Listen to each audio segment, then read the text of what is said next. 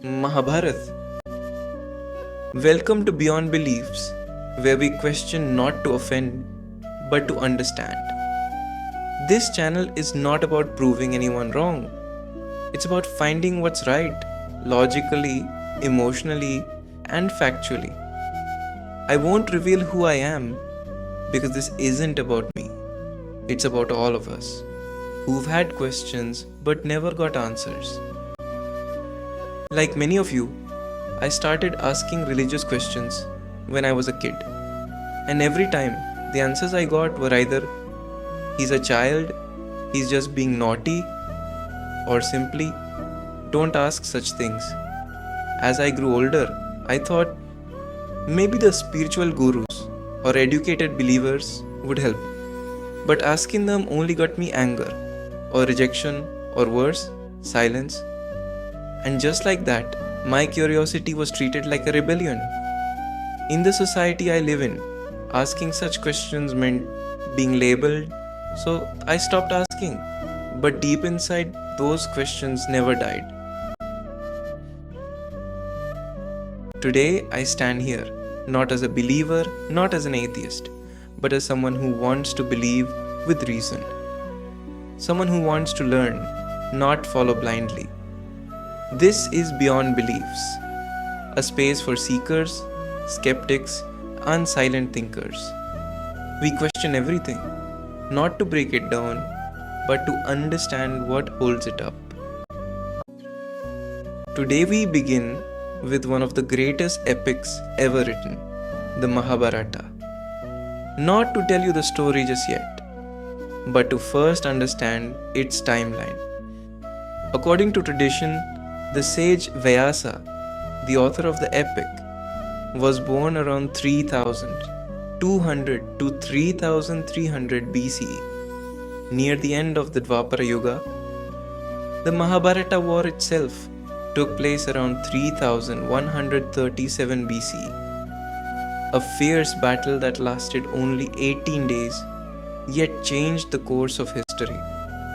Soon after, in 3102 BCE, Lord Krishna departed from the world, marking the start of the Kali Yuga.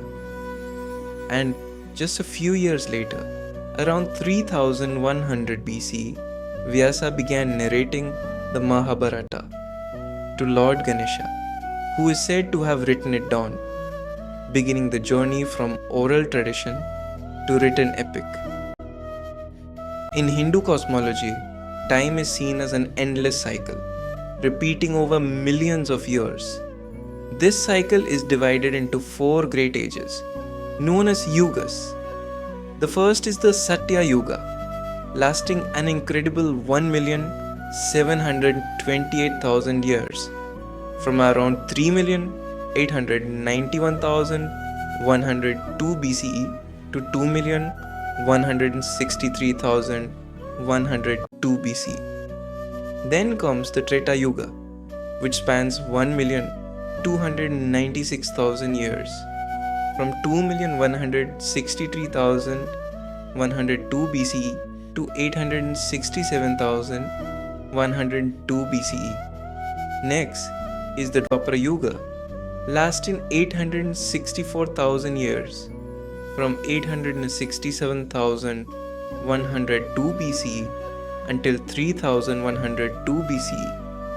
And finally, we have the Kali Yuga, the shortest, yet the one we are living in now, lasting 432,000 years, beginning in 3102 BCE and continuing all the way until about 428,999 CE. These 4 yugas together make one complete cycle, after which the cycle starts all over again. To put this in perspective, let's look at the historical flow from BCE to CE in the context of the yugas. 3102 BCE, 2000 BCE, 1000 BCE, 500 BCE, 1 BCE, 1 CE, 500 CE, 1000 CE, 2000 CE, 2025 CE, and beyond. Right now, we are just a tiny step into the Kali Yuga, which, according to tradition, still has more than 400,000 years left before it ends. But what do modern scholars believe? In their view, the Mahabharata, as we know it today, took shape and was written much later, sometime between 500 BCE and 400 CE. They suggest that if the war actually happened, it may have been fought between 1500 and 900 BCE, far later than traditional accounts. This perspective is based on linguistic studies, the evolution of oral traditions, and clues from archaeological research. And here's the key point. Two timelines exist, one from ancient tradition and one from modern research. And both tell very different stories about when and how the Mahabharata was written. Now that we've laid the foundation, let's ask the real questions, the ones that kept me awake for years. Before we move forward in the next episode, here's my first question to you. Q1. Why the delay? In the traditional timeline, the war happened around 3137 BCE. Vyasa, who witnessed it, narrated the epic to Lord Ganesha just 37 years later, around 3100 BCE. But in the scholarly view, the war, if it happened, may have been fought between 1500 and 900 BCE, and the writing of the Mahabharata didn't begin until 500 BCE to 400 CE, a gap of more than 1,000 years. So here's the real question: whether the gap was just 37 years or over 1,000 years. What explains that gap? Tamgyu 2. Even if Vyasa was divine, wasn't he still human? Yes, Vyasa is said to be an avatar of Vishnu, but he was born as a human. And humans make mistakes, even sages. The Mahabharata itself gives us examples. His choice to grant Gandhari a boon of 100 sons without fully considering the consequences, allowing the blind Dhritarashtra to remain king, leading to political imbalance and eventual conflict. These are human judgment calls, not flawless divine actions. So here's my question. If even divine avatars in human form can make human errors, how can we be sure that every detail of an 18-day war was remembered perfectly, decades or even centuries later? Think about it. Even modern historians, with cameras, written records, and satellites, still debate World War II, which happened just 80 years ago. So how could Vyasa, without any tools, after decades, recall every detail, every conversation, every dialogue, word for word? Q3. When there's only one source, how do we know it's the full truth? Everything we know about the Mahabharata, the Bhagavata Purana, even the Yuga theory, all of it comes from Vyasa. There's no second witness to cross-check his account.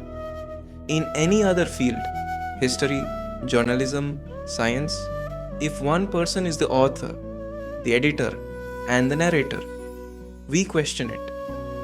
So, how can we cross-check a single source? And here's the bigger question.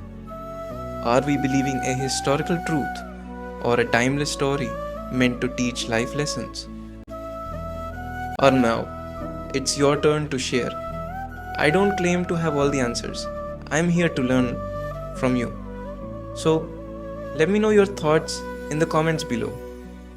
Do you believe the Mahabharata was a real historical event, or a symbolic epic, or something in between? In the next video, I'll be reading a few of your comments, and I'll also share my own theory, a view shaped by facts, logic, and years of curiosity. A perspective that might just give you a new lens to look through. to question deeper, and to think beyond beliefs. Thank you for watching and for being part of this journey. Until next time, keep questioning, keep learning. This is Beyond Beliefs. Disclaimer: this video is not about debating beliefs, it's about understanding perspectives.